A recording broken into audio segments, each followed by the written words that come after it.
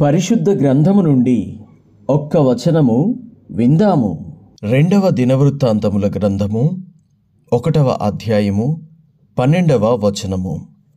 కాబట్టి జ్ఞానమును తెలివియు నీకియ్యబడును, నీకన్నా ముందుగానున్న రాజులకైనను నీ తర్వాత వచ్చు రాజులకైనను కలుగని ఐశ్వర్యమును, సొమ్మును, ఘనతను నీకిచ్చెదనని చెప్పెను. దేవునికి మహిమ కలుగునుగాక. ఇది సొలొమోను జీవితంలో జరిగినటువంటి విషయము. సొలొమోను దేవునికి 1000 దహన బలులను అర్పించాడు.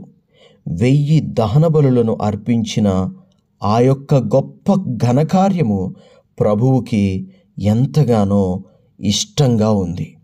నన్ను సొలొమోను ఇంత ప్రేమించాడా అని చెప్పి అదే రాత్రి సొలొమోనుకి దేవుడు కలలో ప్రత్యక్షమై నీకేం కావాలో కోరుకో అని అన్నప్పుడు సొలొమోను ధనమును కానీ, ఘనమును కానీ, ఐశ్వర్యమును కానీ, రాజ్యమును కానీ, శత్రువుల ప్రాణమును కానీ కోరలేదు.